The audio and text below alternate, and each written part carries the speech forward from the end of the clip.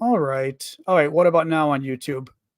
Thank you, Ernie, on TikTok with the gift. How about YouTube? How about now? It better be working now. Give me updates. Still no YouTube sound. Oh my God, this is so freaking. Oh no, it's better now. That's what I thought. Yeah, it wasn't recognizing my microphone. Okay. Thank you, user336. Appreciate that. Yeah, it wasn't recognizing the microphone. So it's back. We're back. Anyway, hello. Well, even better because now we have more people here. I was just saying happy birthday to Greg for Monday. I did see the conversations earlier. So thank you, Life, for that. So it's Greg's birthday Monday. Happy birthday. Not tomorrow, apparently. Thank you, Ellie. Ah, there we go. Oh, Big Hawk. I do like, I always like throwing those around. And Tomcat, thank you as well. Was it Bonnie with the little star? Thank you. Oh, wow. Good deal of news today. Not too much, not too little. Thank you, Hedge. Happy Friday to you. Not too much, not too little news. So we'll wait another half minute or so, maybe a minute for folks to arrive. Can you know Ethiopia? Can anybody know Ethiopia? I ask you. Happy birthday, Greg. Exactly. Anyway, ooh. Yeah, that's kind of a weird extremist thing, Dan, I think. Thank you, Happy Beach. Let's go, Tracy. All right, let's go. Tracy said let's go. Okay, guys, welcome. I am John Aravosis. This is the Aravosis Report, my nightly show, Monday to Friday, 6 p.m. Eastern Time, US. We talk about the latest news from Ukraine. Thank you, Jetta Mom. Thank you guys for the gifts. I always appreciate the gifts. As I said, I do this for free and I do it full time. So your gifts are my salary and they make the show possible. So please do keep them coming. TikTok gifts, I will always try to do a shout out when I see the bigger ones. I mean, the little ones, there's like so many, there's no way to. Thank you, Alistair, for that. On YouTube, you guys have the options of the super chats and the super stickers. Both of those I will always do shout outs. Super chat questions are actually questions that I will answer no matter what. Thank you, Logan. So in other words, I try to get to all the questions during the show, but the super chats I will always get to immediately and always guarantee an answer. And also on YouTube, you guys can sign up for memberships as well now, which you see all the folks in green, Carlos and Greg and Ann and Tonka. Those are all the folks signing up for monthly memberships. Thank you, Too Old, for the hat.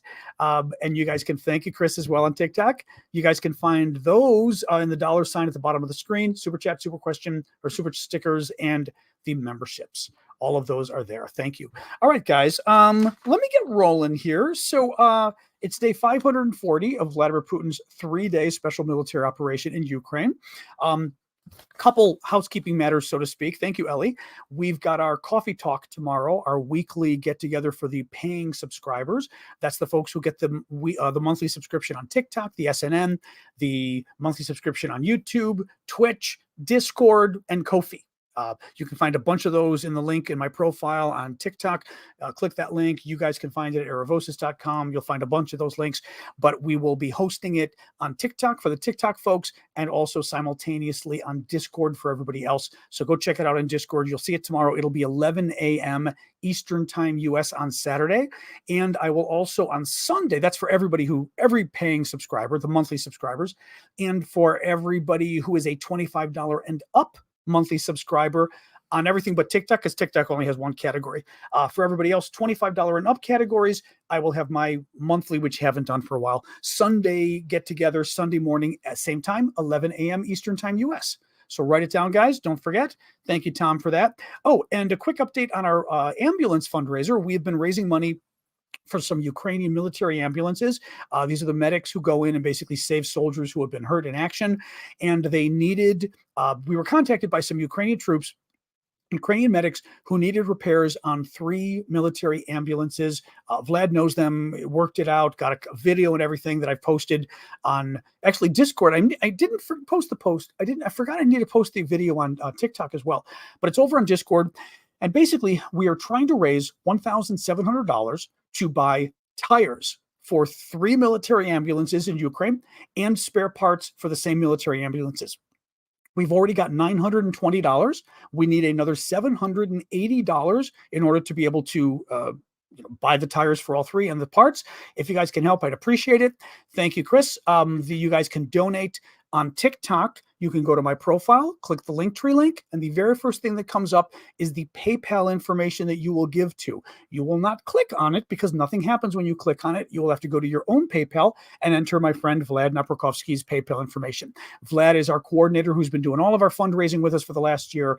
100% of the money will go to the ambulances. 0 is going to me. 0 is going to Vlad. But you guys can access that via the link in my bio on TikTok. And for you guys, I will pull it up right here.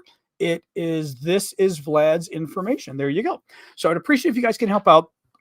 We need another $780 to be able to finance these tires for these 3 ambulances in Ukraine. I hope you can help us. Like I said, we've raised $920. They've come to us directly, and I really like raising money this way. I mean, I like doing it for specific sort of small things that we know we actually impacted something. It's kind of cool. I think it's kind of cool. Mods, do you have your fun on TikTok? I'm not even there. You go. I was just going to say, I'm not even going to worry about those folks. All right, let's dive in. So the news today, New York Times had an interesting story update, because you guys have asked about this for a while now. Update from U.S. officials on the number of war dead in Ukraine to date. So they broke it down, casualties overall, Ukraine and Russia combined. Now, casualties in military terms means killed and wounded. Killed or wounded combined. A lot of times, thank you, Tracy, in the civilian sector, we think of casualties as being dead. That's not the way it is in military. So when they say casualties, they mean they're adding the dead and the injured in one large number. So the total number of casualties, dead and injured, Russian and Ukrainian combined, thank you, Pam, is 500,000. The Russian breakdown is around 300,000 casualties. That includes 120,000 deaths and up to 180,000 wounded. That's a lot. Thank you, Adventures. What's interesting about that number, the 120,000 deaths for the Russians is interesting because this has been a year and a half. Oh, thank you, Darian. This has been a year and a half for this war where they've had 120,000 deaths. In Afghanistan, the Russians had 14,500 deaths over 10 years. And over 10 years, that was considered a horrific number of deaths. The response to that war helped bring down the Soviet Union. Thank you, Ellen, for the paper crane on TikTok. That helped bring down the Soviet Union, and that was only 14,500 deaths. You're talking 120,000 deaths for the Russians in just a year and a half. In terms of the Ukrainians, the dead and wounded are less, but still significant. 70,000 estimated dead among the Ukrainian soldiers. Thank you, Pam. And 120,000 wounded. So that's 120,000 deaths, Russian soldiers, 70,000 Ukrainian, 180,000 wounded Russian soldiers, 120,000 Ukrainian. Now, Ukraine is a smaller country than Russia. Russia has a larger military. So in some ways, the number of deaths and injuries equal out. But then again, that's what it is. I mean, this has been a gruesome war. So there was an article today. I want to talk at length today about the counteroffensive. There was an article today in the Washington Post that was very negative, or maybe yesterday. Who knows now that things are online. Very negative about Ukraine's prospects. And I want to walk you through the argument in there and what the counter arguments are to it. Basically, U.S. intelligence assessment, so a determination by United States intelligence, has found that U.S. intelligence believes that Ukraine's counteroffensive will not be successful this year. Okay, thank you, Ellen, for that. What they consider successful, my map. It's upstairs. All right, I'm visiting my mom for the month, and she's got a carpet cleaner coming, and they thought the carpet cleaner was coming today, so they made me move my entire office with all my materials and my cameras and my lights and everything else up to a different room. And then we found out we were wrong. The guy's not coming today, but I left my map upstairs. It's got to be upstairs. All right, I'm going to find him later. I didn't want my map to disappear, but bottom line is, you've got the Russians invading a swath of Ukraine like this, okay, or like this even. It kind of comes down, boom, down to Crimea. So up from Crimea and up. What the Ukrainians want to do with the counteroffensive is cut that occupation in half. Because if you cut it in half, it's going to be very hard to get supplies back and forth, especially to the half that is Crimea down in the south, the peninsula hanging down in the south, and Kherson, which is right above, okay? So the idea is to really isolate them So they can't get supplies, reinforcements, and the only reinforcements they'd be able to get, those guys in the south, Crimea, would be the Kherson Bridge, which is the bridge the Ukrainians keep blowing up. So again, that's the goal of the counteroffensive. The way you cut the Russian occupation in half is by going all the way to the sea. Okay. The Ukrainians are further up, maybe 60 miles, 50, 60 miles up from the sea. So what was that? 80 kilometers, something like that, 90 kilometers. And they need to cross that 50, 60 miles, get to the sea, and then they will cut the occupation in half. Thank you, killers, for the hat. As you know, the Ukrainians are having a very hard time of it because the Russians are very well dig in. Well, basically, this intelligence assessment from the U.S. says they do not believe this year that Ukraine will be able to reach the sea. Now, here's the thing, okay? I'm going to kind of go back and forth with this. Looking at it, there were actually two interesting sort of CIA guys that I follow online, former CIA, very top guys. One is John Cipher, one is Mark Polymeropoulos. Meropoulos, I'm Greek, but I don't really know his last name. It's like Polymeropoulos, something like that. And both of them said, well, actually, John Polymeropoulos first, Mark said that intelligence assessments are often wrong. Basically, they're predictions of the future. Doesn't mean that you know what's going to happen. You try to assess what's going to happen based on the information you have. Sometimes it's right, sometimes it's not. So just because our intelligence assessment says Ukraine isn't going to do it, doesn't mean Ukraine's not going to do it. I mean, there's a good chance that the intelligence assessment could be wrong, is what he's saying. He's not saying sometimes in a small percentage it's wrong. So that's the first point. Second of all, another point these guys pointed out was just because the current situation on the ground looks bad for Ukraine doesn't mean we can't make the current situation on the ground better for Ukraine, right? Now, how do we do that? Well, he said, former CIA guy, Mark, the Greek, said, thank you, Adam. For example, we give them longer range missiles that they've been wanting. The Ukrainians have been wanting ATACMS missiles for a while now. The US keeps saying no because we're afraid of escalation and angering Putin and this kind of BS, right? So that's what you do. Second of all, he said, you give them F-16s, right? We've been dragging our feet in the F-16s. Thank you, Pedro. There's a little bit of news on that today, but I don't think the news is as good as we think it is today on the F-16s. So his point is, A, these assessments, a lot of times they're not right. B, thank you, Bonnie, even if they're right for today, actually, this is an interesting point. This is a sort of an interesting point I like to make in general with intelligence assessments. It was one thing that I sort of studied in grad school at Georgetown. I did the Foreign Service program there, which is basically international public policy. And one of the things we were taught was just because an intelligent assessment doesn't get it right, doesn't make it wrong. And here's what I mean. It's like predicting the weather. Situations can change. So basically you predict based on what you know now. Oh, there you go. Thank you. I was wondering about, yeah, thanks. I got sister-in-law brought the map. Woo-woo! I was trying to show with my hands where everything was. We've got the map. But my point here is that just because today we assess that Ukraine may not be able to take what it needs in the counteroffensive this year, doesn't mean that we can't change that. We can basically, I'll make it more concrete. Based on everything Ukraine has today, that is what will happen according to the intelligence assessment. But if we give Ukraine more than what they have today, then that can change things. That's the argument there. So the point is, if Ukraine doesn't have what it needs to win the counteroffensive this year, then let's give them what they need to win the counteroffensive, or at least to make it more likely that they will win, right? So that's one really interesting argument that I thought was great that the Mark Polymeropoulos raised, which was you can change the situations on the ground. Right? Anyway, you get what I'm saying. I hope one of the weird things about sort of talking to an audience where we don't have as much of an interplay, like if it's an audience in the audience, you look out and you see people nodding and you're like, okay, they get it. But I worry sometimes when I'm explaining stuff, I never quite know if you guys are, this concept I'm sure you get though, but it is kind of funny trying to explain it and you're not sure. So that's one point. You're nodding. Perfect. Thank you, Sophie and Adam. I'm trying to think, what was the other point, which is interesting. The other guy, John Cipher, who I believe was a top a CIA guy for the Russia desk.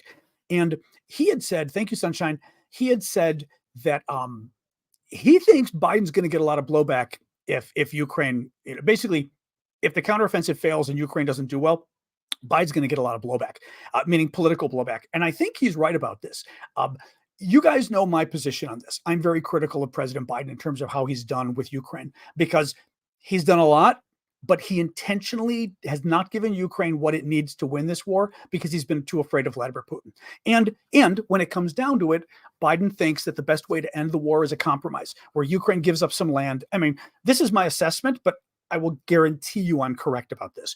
Biden thinks the best way to end the war is Ukraine gives up land to Russia and they both just agree to go their own way after Ukraine gives up a chunk of its territory to Russia, which, by the way, no country would do.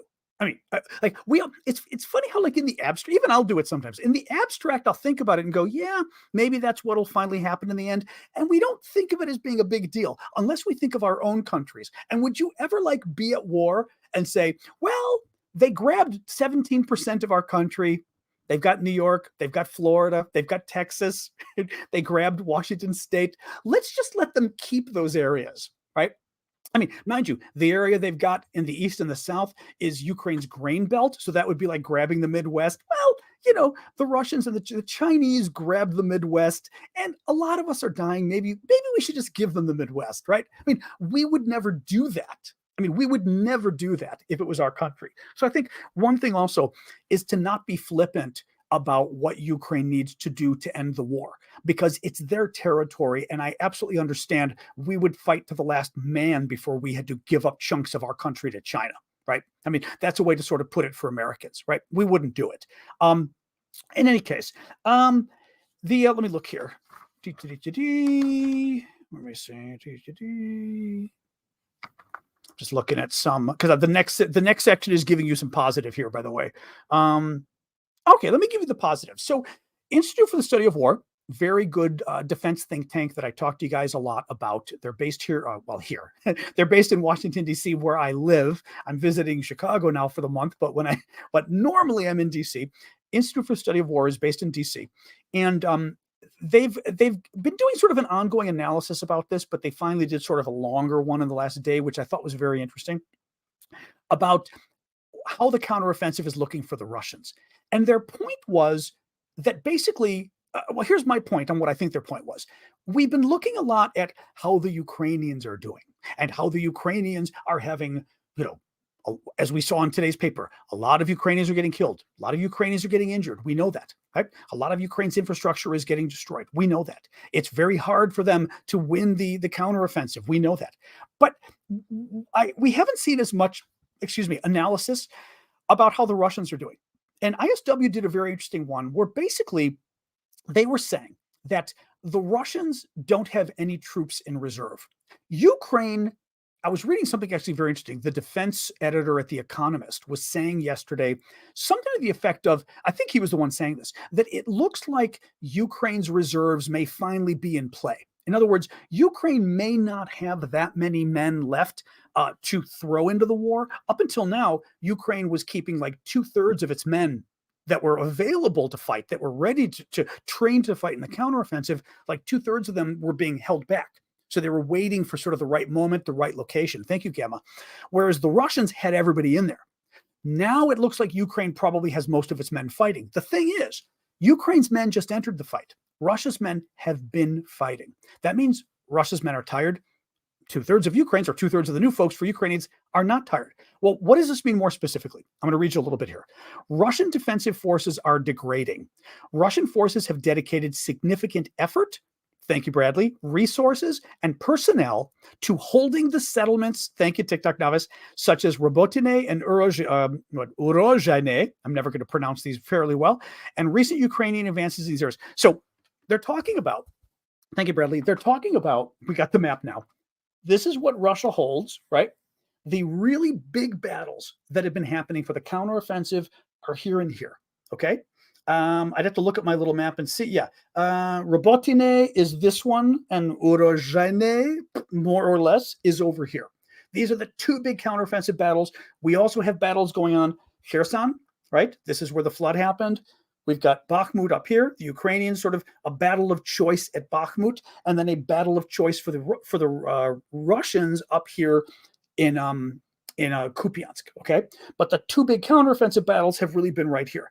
And what ISW says is the Russians have devoted a lot of men, manpower and weapons to defending those two cities in southern Ukraine. They have not. I'm actually going to summarize this for you. I don't even need to give you the long explanation. Thank you, Lori. Because the Russians don't have new troops to put in there, they've got to grab troops from the rest of the fighting. So basically, the Ukrainians were pushing hard here and here. The Russians were getting worried. They had to grab troops from here, from over here, from over here. They couldn't grab them from Russia because they didn't have them. They didn't have any men left. So they had to grab them from elsewhere to fight here. What does that do? Two main things, at least. One, when things start getting tough here, which is what's happening, the Ukrainians have been fighting very well here. Actually, these are the two areas I would say maybe the best. Actually, Bakhmut's been pretty good, but these two areas have been the best. Thank you, Hazel. And this area here, sort of near Zaporizhia, might even be the best of everything that's been fighting lately. When the Ukrainians start doing better here, it means the Russians are doing worse. Things are getting harder for the Russians. So the Russians put more troops there.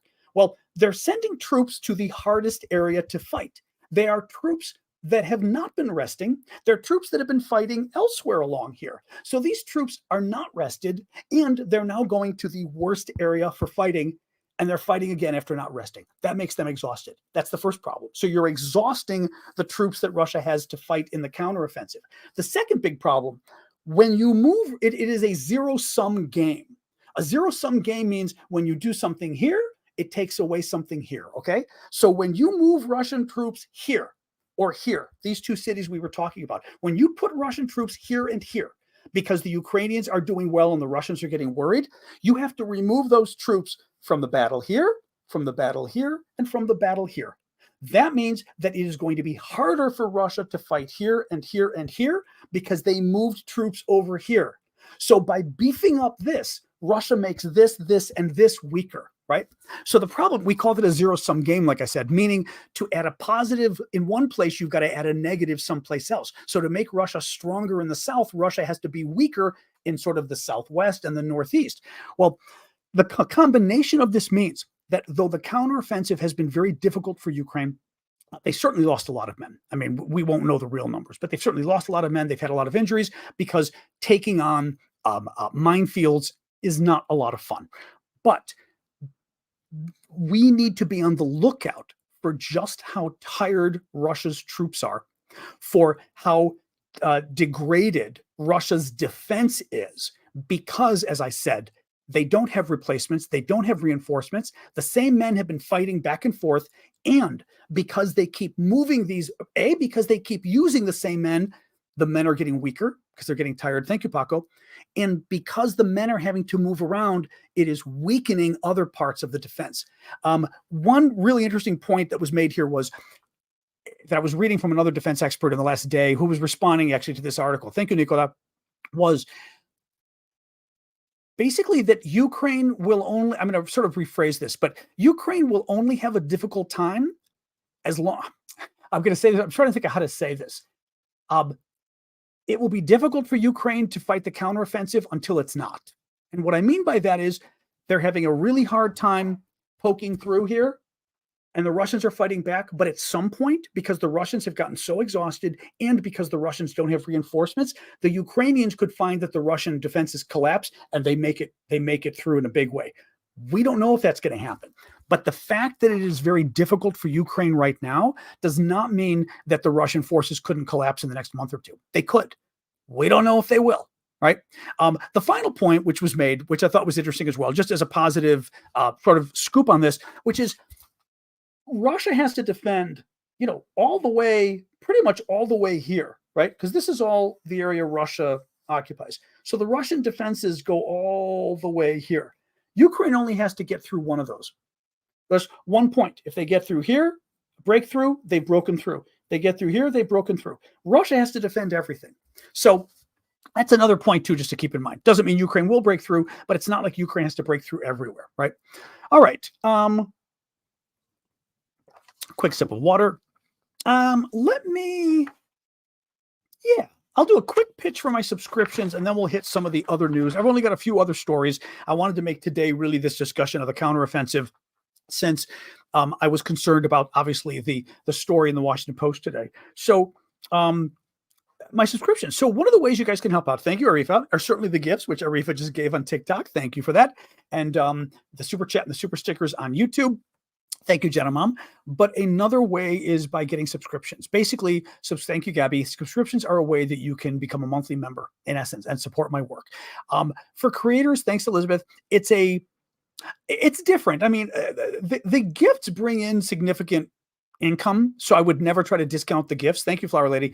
These things bring in some great money, actually, for creators. It's very helpful. And frankly, it's a lot of fun. I just think the gifts make the broadcast more fun. You know what I mean? Like, since it's such a serious topic. But the monthly contributions are nice because it allows creators to see how much money's coming in on a monthly basis. So I can look and say, okay, I know this much in principle is coming in next month. It makes it a little easier for you to plan. Thank you, Nancy. And to frankly know how much I've got to hit you guys up for the rest of the gifts so I can make up the difference in my bills. So anyway, there's a lot of ways of doing it. You guys can join. Thank you, Minda. You guys can join. And John S., you guys on TikTok can do it with TikTok subscribers. Somewhere on the screen right here live, the mods can tell you where to do it. You guys on YouTube can become YouTube subscribers. Same thing. Thank you, Elizabeth. You can just hit the $ at the comment box at the bottom, wherever it is, and you will see super chat, super stickers, and membership. Membership is how you can pay monthly to become a member. For both of those, it opens up emojis. It lets you join our Saturday morning chat that we have almost every Saturday morning. Thank you, Bonnie, including tomorrow morning at 11 a.m. Eastern Time US for just the paid subscribers. And you can, Discord has another place that you can just sign up on Discord for monthly contributions via Discord, and you can do it via Ko-fi. Ko-fi's another one. I've got it on the screen there for you guys. For you guys, you can go to my profile, click the Linktree link, and the second thing there is Ko-fi. Ko-fi is just another way of giving monthly contributions. Any of those will give you access to my Saturday show. Most of them, other than TikTok, you've got a link to my Discord community. Now, the final thing is, thank you, Hazel, and I'll talk about this a little bit at the very end, but the monthly memberships, other than TikTok, because TikTok is still fixing theirs. It's not fixed yet. But the other ones will give you access to our VIP auctions as well. Everybody gets access to a certain number of auctions that we do of really cool stuff from Ukraine, and half the money goes back to help Ukraine, half goes to support my work. The other part are the VIP auctions for paid members. So the paid members get the VIP auctions, and it's my thank you to you guys that I put some of the nicest stuff there. Anyway, all right, enough of that. If you guys can become monthly members, I appreciate it. If you can't, I understand, but I appreciate it if you can. All right, guys. The final remaining stories here. Major port fire at Novorossiysk. A container terminal is on fire. Now, Novorossiysk is over in Russia, probably like down here-ish, right? Russia's all the way over here, but it also comes down here, connects across the bridge here. So Novorossiysk might be around here. This is the area where the Ukrainians attacked last week and hit a Russian warship. And then nearby, they also hit a Russian a ship that was transporting aviation fuel illegally to Syria. Well, they hit the port again. Well, okay. Somehow the port is on fire again. Let's put it that way. We don't know if the Ukrainians did it. It certainly looks like the Ukrainians did it. That was a bit of interesting news. Ukraine also attacked Moscow last night with drones again. Now, what was interesting about the drone strike to me was the Russians claimed, as always, oh, we shot it down. There was no damage. Well, there's video from Moscow showing ambulances racing to the scene. Now, maybe the ambulances were a precaution. I doubt it. I think the ambulances were racing to the scene because something actually happened. But, it's always hard to know because the Russians will always say no. Story from CNN on the F-16s that I'm kind of, I would say jaundiced. What am I? I'm not convinced, but let's see. CNN reports that Ukrainian pilots will start F-16 training in Denmark later this month, so August. Now, later this month, there's only 12 days left or so, 13. That means we've got, sometime the next 2 weeks, the training will start. My concern with this is, according to the article in the Washington Post last week, the training wasn't supposed to start until like January, February, because Ukraine had submitted a list of maybe 6 pilots, and then there were 2 fallbacks, 2, whatever, what do you call them? The replacements or whatever, understudies. And of those 8, only 2 passed the language test that the U.S. provided. Now, All of them supposedly speak English, but only 2 spoke sufficient English to actually understand the training, because the training happens in English, right? And the flight simulators are in English, right? You're talking to the, to the control tower or whoever you're talking to. Supposedly, therefore, there was going to be English language training first for the next 4 months, I think in the UK, and then in January, these guys would start the F-16 training. My question about the F-16 training starting now, are we only talking about those 2 pilots who passed the language test? Because I'm suspecting that might be what it is. In other words, are only 2 pilots getting F-16 training this month? If so, in February, those 2 pilots will be ready, but they're only 2 pilots. So will those 2 pilots get F-16s in February? Right? I mean, it's a little confusing here. It's a little confusing here. I am not at all convinced as to what this story means and what's happening next. We'll see. We'll see. But at least it's proceeding kind of, sort of. But I would not be surprised if, like I said, 2 U.S. pilots are starting their F-16 training in, did I say it was in Denmark? Yeah, in Denmark. And then we'll see about the rest. Let's see. The Russian government had a court dissolve the Sakharov Center. This was a really crazy story. I'm not crazy, but sad. And again, it's the degree to which Russia, which was never a democracy, has really toppled over into dictatorship territory. The Russian government had a court dissolve the Sakharov Center. The Sakharov Center was set up by the wife of Andrei Sakharov, who was a famous Russian dissident, famous Russian scientist during the Soviet years. And his wife, Yelena Bonner, created the Sakharov Center as a memorial to her husband, to educate people about his battle for human rights in the Soviet Union, and to educate them about human rights and why they matter. The fact that Putin's government went to court to shut down the Sakharov Center goes a long ways to tell you what kind of a dictatorship Russia has become. That literally, it's really like the Sakharov Center. Any of you who are too young to appreciate who Andrei Sakharov was might not fully appreciate this. Anybody who does knows exactly what I'm talking about. It's like wiping away Nelson Mandela. I'm trying to think of who to compare it to. He may not be, he may be the most important Soviet dissident. There are only a couple, Solzhenitsyn, Sakharov, there are only a couple that were that big, really. He was that big. But again, it's a sign of how much Russia's turned into a dictatorship, that they have to worry that basically a group devoted to the memory of one of the, mind you, actually, what's important here too, the reason I'm bringing this up, he was a Soviet dissident. That's what's important here. He was a Soviet. He was one of the most famous men in the Soviet Union, taking on the Soviet government. And again, they punished him. They sent him to Siberia, and the world rallied to his cause. That's why Putin is taking him on, because Putin is trying to not just reinstall a dictatorship in Russia, but he's trying to rehabilitate, which is a word actually from the Soviet years, rehabilitate the Soviet Union. He's trying to make it so that the Soviet Union was a good thing, right? We've seen a recent statue of Stalin being dedicated, right? There was a statue of Lenin, I think, yesterday. Was that the one the video went around there where he was decapitated? But a statue of Lenin they're trying to put back up. They're trying to rewrite the history of the Soviet Union as being a glorious country rather than a brutal dictatorship. And they need to get rid of the history of the Soviet dissidents, of the human rights fighters, in order to do that. It's pretty screwed up.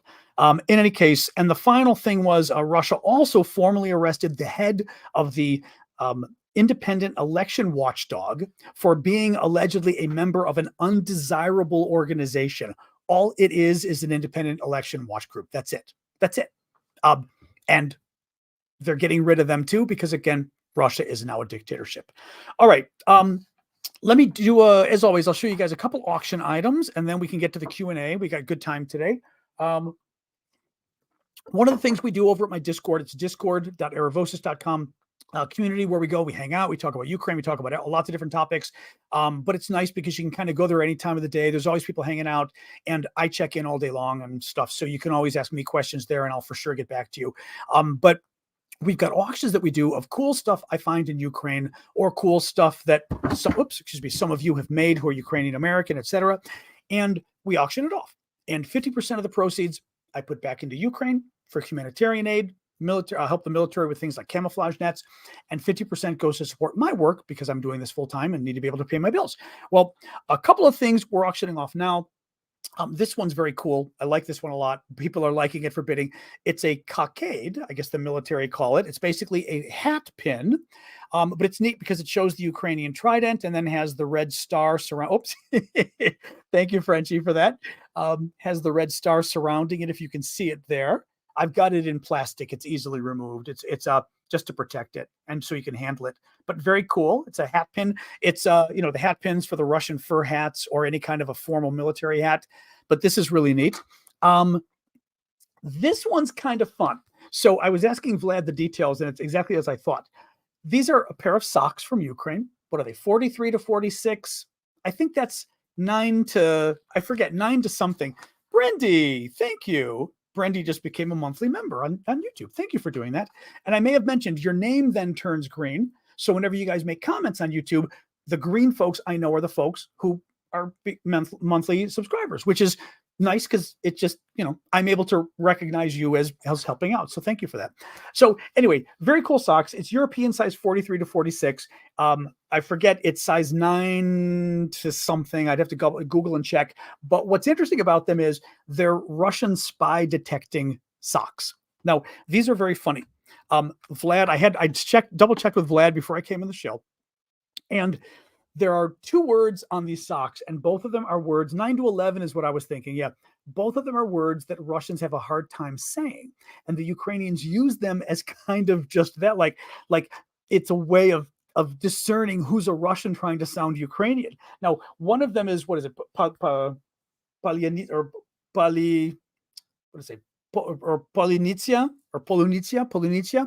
I'm probably not saying it correctly. It says Pol. Yeah, it doesn't say Polyanitsia, but it's Pala. Whatever, you get it here. One of them's like Polyanitsia. The other one is funny. I should have recognized it, and I didn't. The other one is the name of the Ukrainian railroad, which is Ukra. What is it? Nitsia. Zaplynitsia, something like that. And the idea is these are both words the Russians can't say. Well, they made these socks as a joke. These socks were printed because they're at war with the Russians, and it's a joke for the fact that this is a good way to not be able to tell, right, who's a Ukrainian, who's a Russian, which I think is just hilarious. Scott Ritter, Grant, I wouldn't trust Scott as far as I could throw him. I mean, Ritter obviously told us with his history, but also Ritter's creepy as hell. I mean, but somebody was asking about Scott Ritter. Scott Ritter is was a U.S. weapons inspector with Iraq and everything. Got everything wrong. He also was convicted of sex charges with children. I mean, really freaking freaky guy. And now he spends his time going on Russian TV and stuff. The guy's a Looney Tune. Yeah. I mean, anybody who basically spends his time going on Russian TV, you get it. But also, he's creepy as hell. You could do better than a guy who's like convicted of sex charges with children. Other things, 2 other auction items. One is Ukrainian military patch, a real one. It's new though. It's not used, with Ukrainian trident. This is like the number 2 patch. The number 1 patch is the Ukrainian flag. The number 2 are all the different colors of the trident. There's lots of different colors. This is the green on black. Thank you, Brock. And then final thing, and then we'll get going with questions. This was kind of neat. I'm forgetting at the top, but it basically says something like Ukraine's future after victory or something like that. Maybe some of the Ukrainians can tell me again. I'm forgetting. It's like after victory, the future of Ukraine, something like that. And it is a contest they held in Ukraine, and they had children make drawings, and they picked the drawings, and these are refrigerator magnets made by the post office of the winning entries that the children did. and they're the drawings, and they're, dove of peace, and going home to the farmlands with mom, the mother icon of Ukraine. They're really cute. Anyway, I think it's really cute and nice. It's a fridge magnet set, but anyway, we're auctioning that too. All right, let's go. Let's go. So yeah, let's start the questions.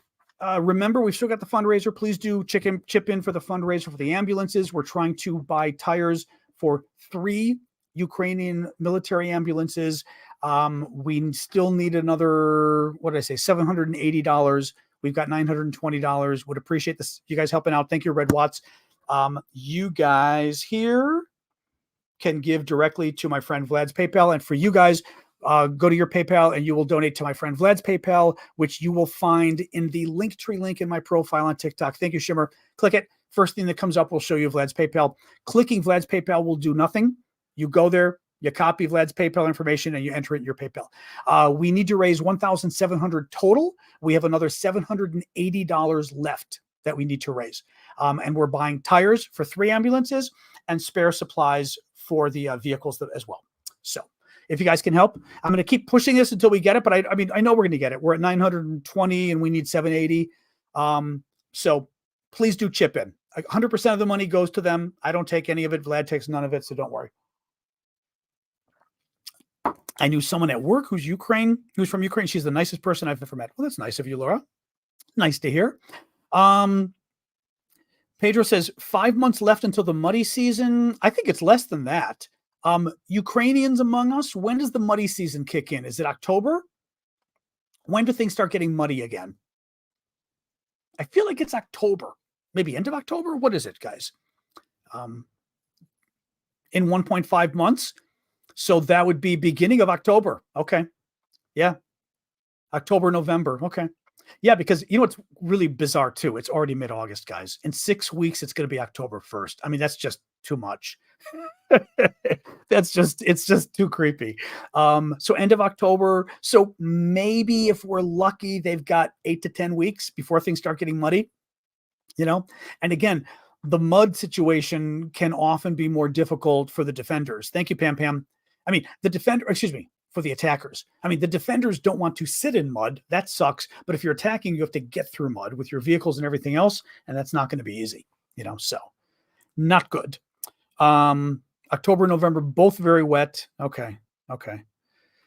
Yeah. Well, we'll see. Also, I mean, I will say this too. I think there's also a little bit of a weirdness on our side where, we're expecting Ukraine to accomplish all of this in like 3 months. I mean, these wars, it took us 20 years until we finally got out of Afghanistan, 20 years until we got out of Iraq, 10 years until the Russians got out of Afghanistan. I mean, right? Like to expect Ukraine, but Ukraine's supposed to pull it off, launching in June and we're mid-August. So June, July, Ukraine's been at this for 2.5 months and we're going 2.5 months. Wow. You clearly don't know what you're doing, right? It's a disaster. 2.5 months. And it's like, it's annoying, It's a little annoying. Anyway, questions, guys, or comments or whatever. What do we got here? Oh, have any ships left Ukrainian ports recently? The one was the one yesterday or the last 2 days, but that was it. And that was a ship that was actually stuck from the very beginning of the war. And Ukraine created like a corridor for them to go out. But otherwise, we haven't heard of anything else. On that. No. So, what else, guys? I can tell also like we're in August because a third of our audience is European, and the Europeans, I mean, Americans will often take vacations in August, but American vacations are like this big. Europeans will take like the month and go on vacation. My French friends always did. Maybe that's unique for France. I don't know. But I suspect things are a little slower right now because we're sort of in the middle of August when Europeans, at least, a lot of folks are on vacation. But I still see some of you here, so thank you. What else we got, guys? 7 weeks annual leave we get here in the UK. I mean, my God. Americans start with what? Are you lucky if you get 2 weeks, right? Well, by 2 weeks, I mean 10 days if you're lucky. My first job I had, they wouldn't give me any vacation like the first 6 months. And then I started with some, but it was maybe two. I didn't have much. Yeah. Thank you, Ava, for that, for the gift. It's kind of ridiculous. It's ridiculous. Yeah. 30 days in Germany. I know when I was at the UN, I had 30 days vacation. It was 6 weeks. I mean, it was insane. And that didn't count all the vacation days. They had so many freaking vacation days. And my favorite, like I said, my favorite was they did it. Oh, and they come in at 9:30, they leave at 5, and the survey of work and how they felt about work. And mind you, the worst thing of working at the UN is it is a bully. It is, you get bullied to death. Harassment, bullying, discrimination, horrific. That's what the United Nations is. The funny part is what people complained about wasn't the bullying and the harassment and the discrimination. They complained about the work-life balance. They were getting 6 weeks vacation of vacation time, something, I forget how many sick days. There were a crazy number of sick days. Vacation days were like another 12 days vacation days. It was ridiculous. And they complained about, and working from 9:30 to 5, and they complained about their work-life balance. And I was just like, oh my God, you people. Anyway. Oh no, Europeans, I'm telling you, or everybody, maybe not Europeans, maybe everybody outside of America. Do Canadians have it the same way as we do? Do you guys sort of have short shrift on healthcare? I mean, not healthcare, but we know your healthcare is okay. But on vacations, unlike sort of like us, or are you more like the Europeans where you get decent vacations? Because it's ridiculous here, you know. Anyway, what else we got? Enough of the vacations. We'll skip the vacation thing. 4 weeks. Is that in Canada though? Depends on the jobs in Canada. Yeah. Oh yeah, iPhone doesn't work for one of these things. I'm forgetting what it was. Yeah, something doesn't work on iPhone. I'm totally forgetting. Was it Discord? Something doesn't, not Discord. Something doesn't work on iPhone. I'm forgetting what it was, Michaela, but it's probably whatever you're talking about. There was, for whatever crazy reason, I remember that. I don't know if it was Kofi or what was it that doesn't work on iPhone, but one of them doesn't, whatever it is. 28 days in. Oh, I'm sure all the mainland Europe people have got it great. Anyway, what else we got? I started you guys on a whole discussion of vacation. Do you think, Tonka asked, do you think Russia will do another big mobilization, a big military mobilization? So far, Putin is clearly trying to mobilize people slyly. So he's trying to do it sort of stealthily because he doesn't want to I think he's afraid of enraging the public and having them turn against him. So at this point, I think he's clearly doing everything he can not to do a nationwide mobilization. Now, will this be enough? Will it last? I mean, I guess part of it's going to depend what happens next in terms of, what does Ukraine do next? I mean, if the counteroffensive doesn't go very far this year, does Ukraine, build up for another big one next year? And then eventually Russia needs to get more men because their men are just getting exhausted, right? But at this point, for whatever reason, Putin is very worried about ticking off the Russian public by having a nationwide mobilization. So I think I don't see that changing anytime soon because he seems very worried about it. So,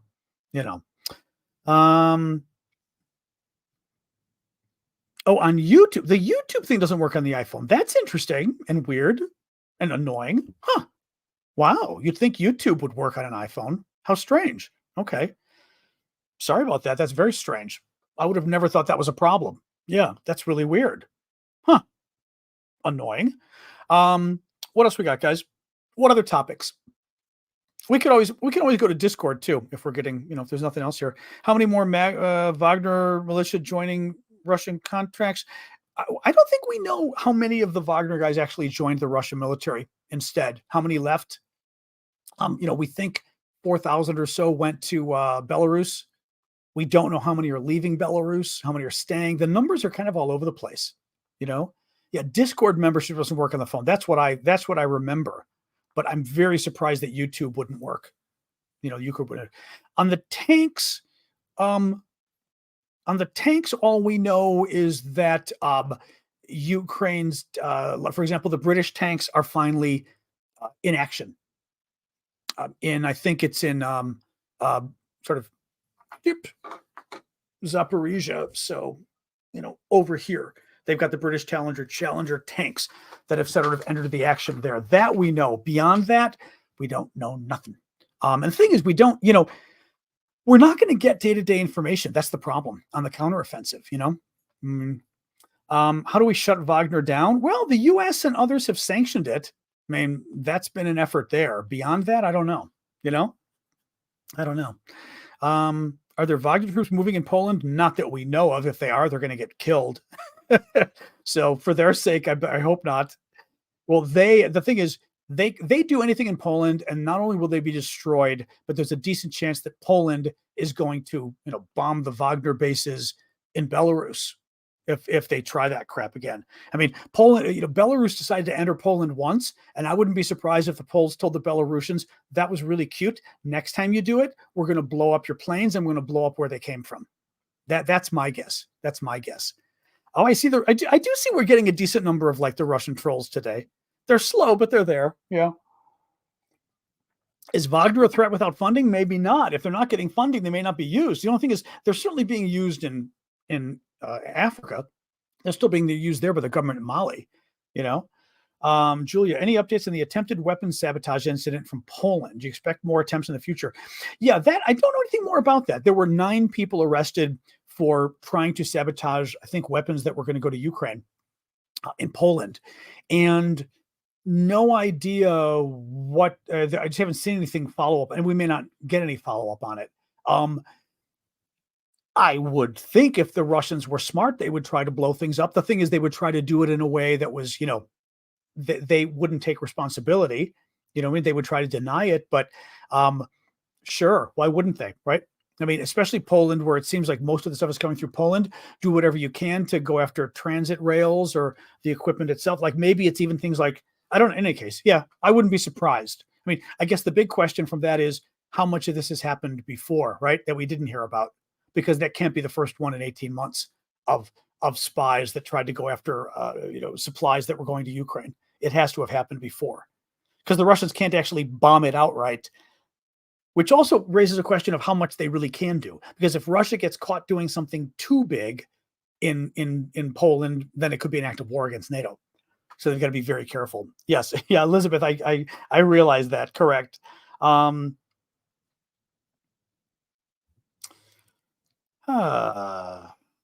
right. What else? Oh, what shape are the bridges in? I mean, I don't think we know anything. There hasn't really been much. Ukraine went after the bridges that were connecting Crimea to sort of mainland Ukraine a couple weeks ago. There's been no news on that or how long it's going to take to fix them. The Kerch Bridge, they did go after again last week. Not clear whether they did or didn't hit it. The thing is, even Kerch Bridge, we're not getting a lot of information on this. I mean, U.S. intelligence certainly knows the condition of the bridge, you'd think, from our satellites. But we're not hearing about it, so I don't know. Thank you, Timothy. We're just not, there's no way to know if they're not telling us, but you'd think observers or somebody would see whether the trains are operating or what, You heard about Russia making their own drones on a large scale? Yes. The concern is that Russia, and thanks again for that, Julia. The concern is that Russia has already been doing that because they're already finding drones in Ukraine that were made basically knockoffs of the Iranian drones that the Russians have been using. So the Russians have already built knockoffs. The concern is that Russia is building a whole factory with the help of the Iranians in Russia, and that could, give Russia access to thousands of drones that it could use to attack Ukraine. So that's a big concern. Oh, excuse me, yawning issue again. So yeah, no, I know, but it's, and this is why also, like, the longer things go, the harder it gets. We helped drag it out. Train lines out of action on the Kerch Bridge. I saw somebody the other day saying that, or saying that's what they'd seen from the satellite imagery, but I didn't really sort of see anything definitive on it, Callum. But yeah, Russia's almost finished with a major drone manufacturing site. Well, what the news said at least a couple of weeks ago was Russia, the site that Russia was building with Iran in Russia, was going to be ready by early next year. So like January, maybe even. The only thing is, as I said, excuse me, we've seen reports that there are already drones copies of the Iranian drones that being found in Ukraine that the Russians already made. So kind of scary. I've also seen like reports here and there about petrol or gasoline shortages in Crimea. I haven't seen anything definitive, but I've just seen people talking about it. So I'm hoping that's true too.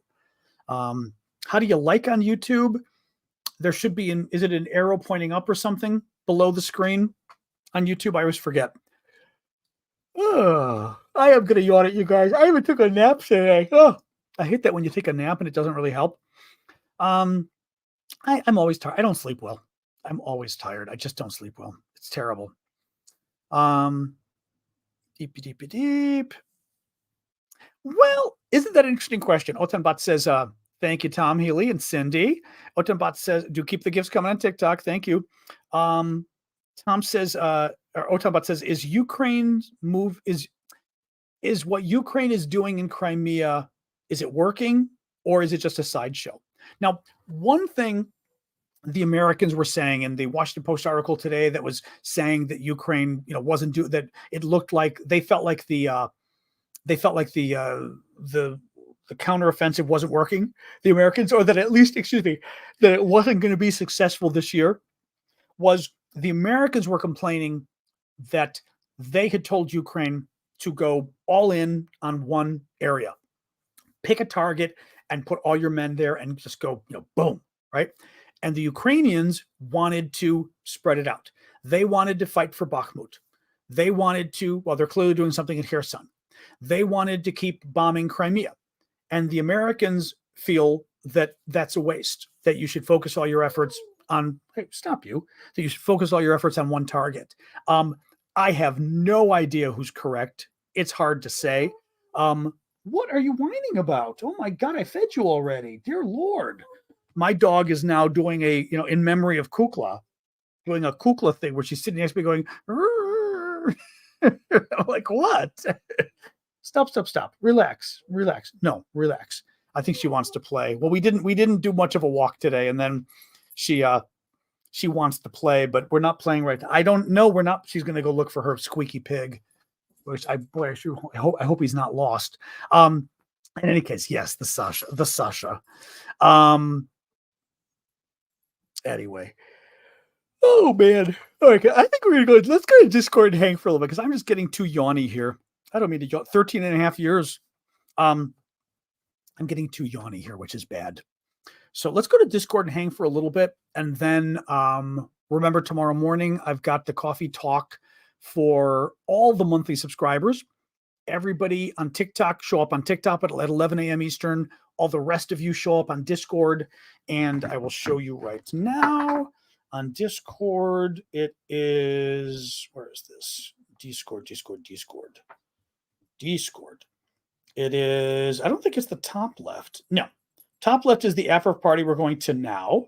So right now, once I finish the show, we'll go to the after party, which is in the welcome section at the bottom, John's after party. But then you scroll down to VIP area and you will see, okay, for you guys, you will see weekly John's Thoughts, weekly VIP coffee talk, monthly 25 and up. So the weekly is Saturday's show and the monthly 25 and up is Sunday's show.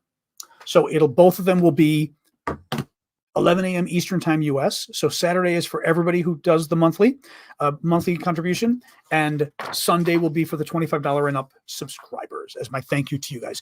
And of course, I always do the recap before I go, or almost always. So I will do that. And then we will go to Discord right after that. Okay, guys? So let's do the quick recap. So it is day 540 of Vladimir Putin's special 3-day military operation in Ukraine. New York Times reported today from American officials' estimates of the total dead and wounded of Russians and Ukrainians in Ukraine is 500,000. Russia's casualties are approaching 300,000, with as many as 120,000 deaths and up to 180,000 wounded. Ukraine has estimated around 70,000 dead and 120,000 wounded. There was a Washington Post article today saying that U.S. intelligence community assesses that Ukraine will not reach Melitopol this year, meaning they will, the counteroffensive will not be successful this year. Thank you, Magical. I walked you through a long discussion on what that means, whether it's correct. And basically, I would say the top assessment to take from that is intelligence assessments are right when they're right, and sometimes they're wrong. And sometimes they're wrong a lot. So, that's the intelligence assessment, doesn't really mean it's true. Institute for Study of War, big defense think tank we like, did a long analysis on Russia's defenses in the counteroffensive and basically said that they believe Russian defensive forces are being degraded by the Ukrainians. The Russians don't have sort of backup troops, reinforcements to bring in. So they're using the same troops back and forth, and they're tiring them out. And they're weakening the other defensive areas because they're having to move troops now to the main counteroffensive areas, and it's weakening the other locations. So the overall Russian defense is getting weaker and weaker, even though Ukraine hasn't broken through in a big way yet. They may, as that defense gets weaker. That was the quick summary. Major port fire in Novorossiysk in Russia. Thank you, Lee Shaw. Hopefully it's the Ukrainians. It probably is. Ukrainian drone damaged a building in Moscow overnight. CNN says Ukrainian pilots will start F-16 training in Denmark later this month, but I suspect that's probably only 2 pilots. The rest of them won't start until next January after undergoing language training, based on previous stories. The Russian government had a court dissolve the Sakharov Center, one of Russia's oldest human rights groups, and Russia formally arrested the head of an independent election watchdog for being a member of an undesirable organization. Basically, being an independent election watchdog is now illegal in Russia. Big surprise. All right, guys, let's go to Discord. Thank you, everybody else. Otherwise, it's discord.aravosis.com. It's free. Please go over there and hang out.